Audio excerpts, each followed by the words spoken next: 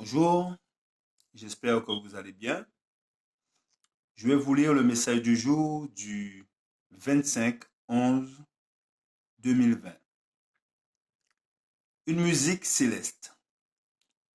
Je vous le dis en vérité, toutes les fois que vous avez fait ces choses à l'un de ces plus petits de mes frères, c'est à moi que vous les avez faites.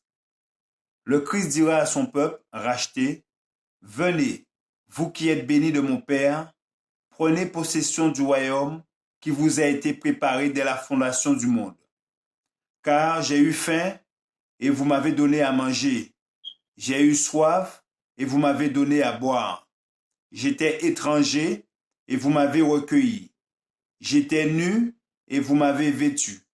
J'étais malade et vous m'avez visité. J'étais en prison et vous êtes venus vers moi.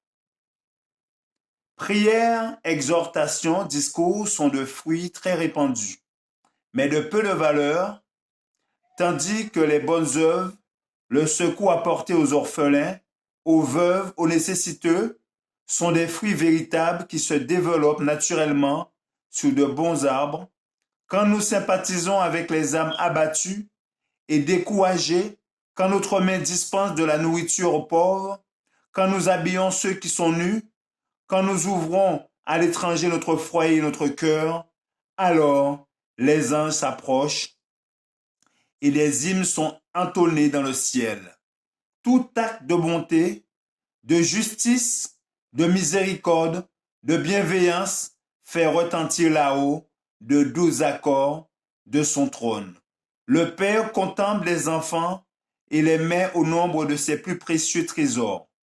Ils sont à moi, dit Dieu des armées, et j'en ferai mes joyaux. Notre Père céleste dépose sur notre chemin des bénédictions cachées que certaines personnes ne peuvent s'approprier parce qu'elles refusent de renoncer au moindre de leurs plaisirs.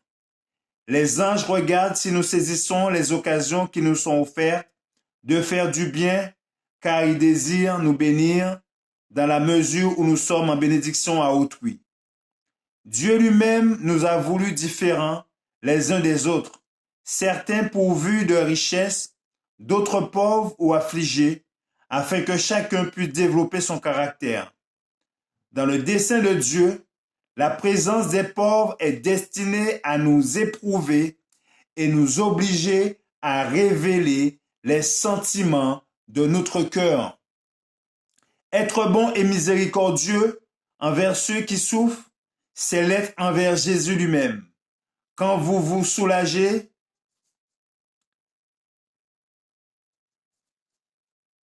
vous accueillez les orphelins, vous entrez en communion plus étroite avec le Christ. Je vous remercie de votre attention. C'était le message spirituel du jour du 25 novembre 2020. Que notre Créateur vous garde et vous bénisse. C'est là ma prière pour vous. Je vous dis à bientôt, si Dieu le veut.